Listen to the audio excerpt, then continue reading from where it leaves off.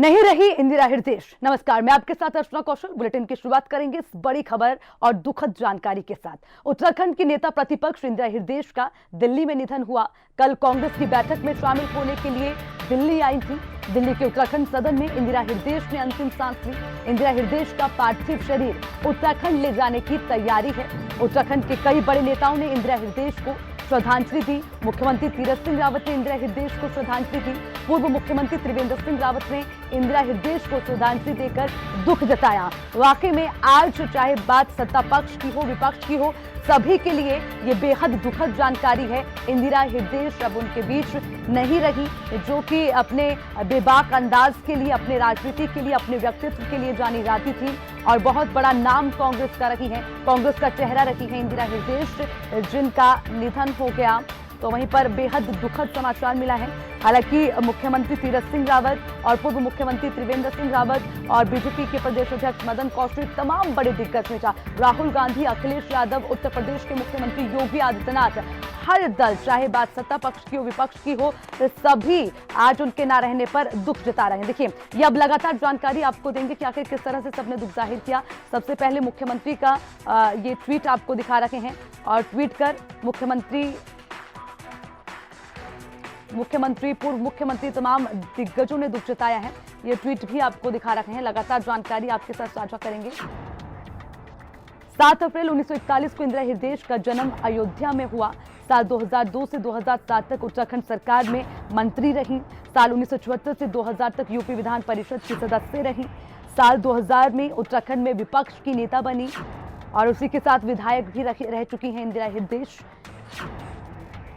फिलहाल उत्तराखंड विधानसभा में नेता विपक्ष थी। दिल्ली में इंदिरा हृदयेश का निधन हुआ।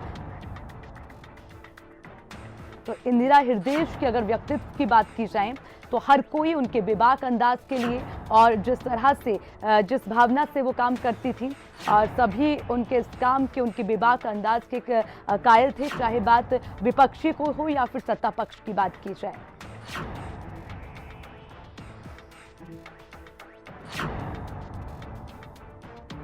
हम दोनों ने मिल करके उत्तराखंड में कांग्रेस की सत्ता की वापसी की लड़ाई लड़ी थी 2000 और 2002 तक।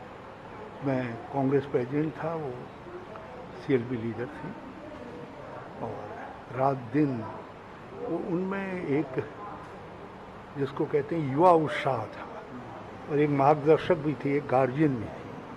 इंदिरा हृदयेश जी का जाना उत्तराखंड के लिए, कांग्रेस के लिए और सामाजिक जीवन के लिए, राजनीतिक जीवन के लिए एक बहुत बड़ी क्षति है, एक अपूरणीय क्षति है। वो एक बहुत ही विदुषी महिला थी। Being a leader of opposition, her work was actually appreciated by the entire people of Uttarakhand. During this COVID period also, she worked a lot for the people, those who are affected COVID. As far as Congress party concerned, we lost a sincere leader, devoted her life for entire Congress party and Uttarakhand state. But actually it is a very shocking news for all of us. तो वहीं कुछ वक्त पहले मुख्यमंत्री तीरथ सिंह रावत भी हमारे साथ phone line पर जुड़े थे और इस दौरान हिंदी खबर से खास बातचीत के दौरान इंदिरा हृदयेश को श्रद्धांजलि दी। क्या कुछ कहा, सुनिए। उत्तराखंड के मुख्यमंत्री तीरथ सिंह रावत जी मेरे साथ फोन लाइन पर जुड़ गए हैं। सर, एक बहुत बड़ी क्षति हुई है क्योंकि डॉक्टर इंदिरा हृदयेश इस दुनिया में नहीं रही है। जी, पहले तो इंदिरा जी के जाने पर हम सब लोग को बड़ा कष्ट है, दुख है और उनको हम अपनी ओर से श्रद्धांजलि अर्पित करते हैं, श्रद्धासुमन अर्पित करते हैं।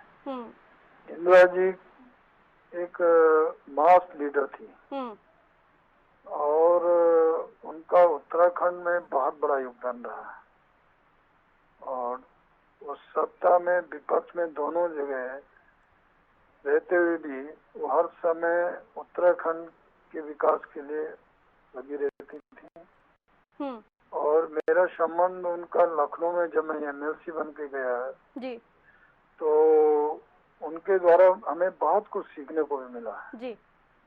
क्योंकि वहाँ एक बहुत बड़ी सीनियर लीडर थी। हम्म, तो हम एक साथ एक सदन में भी रहने का मौका मुझे उत्तर प्रदेश में लखनऊ में मिला। तो जब कभी भी कोई इस प्रकार का विषय होते थे सदन के अंदर, तो यह उनसे भी हम पूछते थे। और पक्ष हो विपक्ष हो, वो केवल एक विकास की बात करते थे। और जब यहाँ आए तो यहाँ भी वो मंत्री रहे, नेता प्रतिपक्ष अभी थे जी। और मैं कह सकता हूँ हमारे लिए तो एक बहुत बड़ी क्षति हुई है। जिस प्रकार का उनका एक कार्य रहा और जिस प्रकार उनका व्यवहार जी। और वो किसी छुपा नहीं जा सकता। और मैंने कहा कि मास लीडर और सभी पार्टियों से उनका अच्छा एक तालमेल, चाहे उत्तराखंड हो, उत्तर प्रदेश हो, चाहे वो केंद्र में भी कई बड़े बड़े लीडरों से उनका संपर्क ऐसा एक रहता था जी। और वो विकास की बात करते, काम की बात करते थे। अभी हाल ही में मेरी 5-7 दिन पहले भी बात हुई थी जी जी।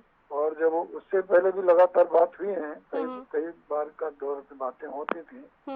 तो विकास को लेकर के, कुछ योजना को लेकर के और कुल मिलाकर का मेरा तो उनसे बहुत ज्यादा निकट का संबंध रहा है। छोटे भाई के तरह उन्होंने हमको देखा है और उस रूप में बड़ी बहन के रूप में और एक मैंने कहा कि माँ के रूप में हम उनको देखते थे जी। तो ये हमारे लिए बहुत क्षति है, उत्तराखंड के लिए तो विशेषकर है कि ऐसा एक नेता आज हमारे बीच में नहीं रहा।